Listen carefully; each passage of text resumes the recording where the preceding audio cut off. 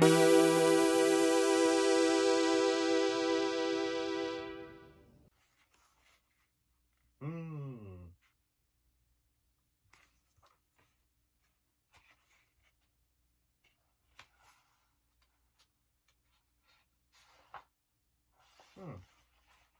hello then. Hello there. You know, politics certainly has changed, and so has the right wing since, Bush has gone. Well, at least America is not as crazy as, like, the president in today's film. Rise and separate this sinful, sinful city from our country. Yes, that's right. Today we're going to be looking at Escape from L.A. Yeah, I know that's probably not the best way of introducing today's film, but what can one do, What can one do? But let's not waste any more time. Let's jump right into and discuss Escape from L.A. I didn't know that.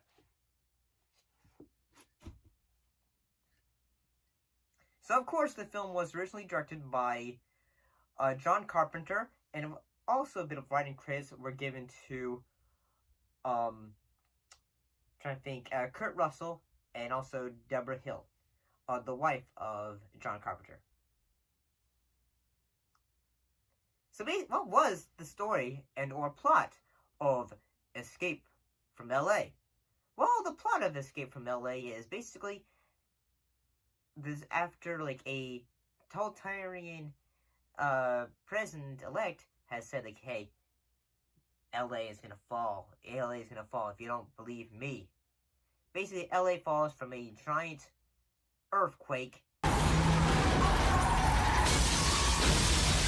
And then everyone goes, like, say, okay, I'm president for life.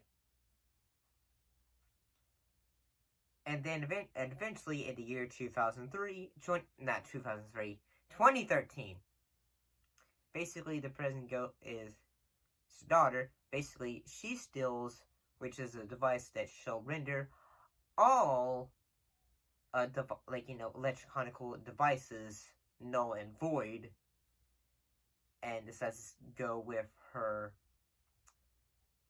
Well, is he Cuban? But yeah, basically he was a rebel leader, I think. Yeah, he was a rebel leader. Basically, she goes and says, like, hey, I'm going to be with my rebel lover. And basically, the United States government, once again, decides to say, Snake, it's time for you to answer that call, buddy. And he goes, like, say, call me. Oh, wait, no, they don't call him Snake, they call him Plisken. And he's like, call me Snake. And they said, okay, you got so many hours, and if you don't, you're gonna die. Like, sort of like in Escape from New York, he is given, what he thinks is a life or death, concoction in him. And he has, within so many hours, to get to LA, grab the president's daughter, take her back, and, in one piece, or dead, and try to get the device that shall cause all mass chaos. And for a film from, what year did this film came out? It came out 1996. I still say that at times, even though the effects from the film can be a little cheesy, the film can be quite a bit of fun, in all honesty. Heck, I gotta say, one of the moments where, sort of like in Escape from New York, where, Snake goes into, basically, it's like a helicopter, or not a helicopter, a plane. In this film, he uses a submarine, since California is underwater, which makes me think, like, say, shouldn't that be Florida? That would make more sense. Yeah, California's underwater, and he goes through a bunch of, like, water of, like, bits of what was left of California. And hey, there's several, like not tributes, references to theme parks that had probably like been left behind after the fall of LA, such as Universal and Disney. Well, this film is not called Magic Kingdom; it's called Happy Land. There's a reference to Jaws the Ride where a shark like jumps out at Snake once he's in the sub. So who was in the cast of Escape from New York? I mean, not Escape from New York, Escape from LA. I'm sorry. Well, Kurt Russell as Lieutenant Snake Plissken, Steve Buscemi as Eddie, Map to the Stars, Peter Fonda as Pipeline, Cliff Robertson as President Adam, Valera Golina as Taslim, Stacy Coach as Commander Mac Mullery, and Pam Grier as Jack Carjack Maloney, and Hirsch Laws Palmas. And also, the B-movie actor himself, the man we all love, Bruce Campbell, as the Surgeon General of Beverly Hills, and George Carface as Cuervo Jones. Oh, and AJ Langer as Utopia. I gotta say, I learned a lot from this film, and honestly, say a lot of details from this film. One of the things that, during the process of the film, is that Kurt Russell would practice playing baseball a lot, just so then he could have the basketball sequence perfected, and that he could get them all in one shot in a way. Yeah, so that's pretty cool, the fact he was able to do that. When you first watched the film, say for for the Bruce Campbell character of the Surgeon General, when you first see this guy in the film, you think, who is that? Who is that actor? At first you think, could it be Bruce?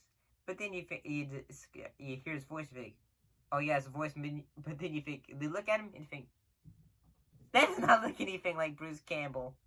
He looks so unrecognizable in the role as the Surgeon General. I gotta say that, as well as say the action, I think the action's pretty good, in all honesty. I'm gonna be honest, whereas, say, the first one had more of, the first Escape from New York had more of, say, suspense. Well, this one does have suspense. This one has more of a more action, suspenseful kind of feel to it, as well. I mean, that's not a bad thing, in all honesty. Say the sequence where, Snake is on his parasail, shooting everyone, that sequence, which is supposed to be the whole set of that area, if you probably didn't notice, that was actually originally the, part of the, if you know your film history, probably say, that is also the same set that is used for Hill Valley in Back to the Future 1 and 2. The future sequences and the past sequences. So that's pretty cool, and the fact that they have that. Heck, originally, Disney, John Carpenter wanted to use Disneyland in the film, but Disney said, they basically gave him the bird and said no. But then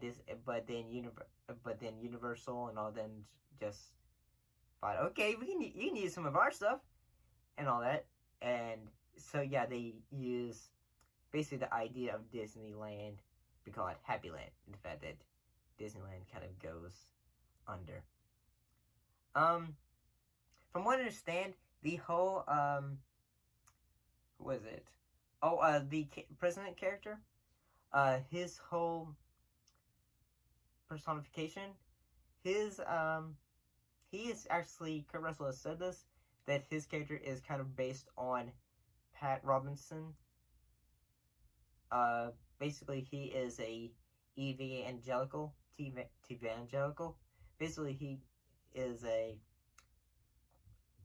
Christian TV guy, and says say, the world is full of sin. The world is full of sin. Now, if we all listen to me, maybe everything will be great. Yeah, I mean, the guy's still.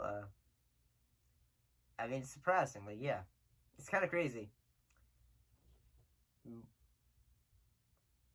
I mean, one thing I'll say is that the film has this use of fun.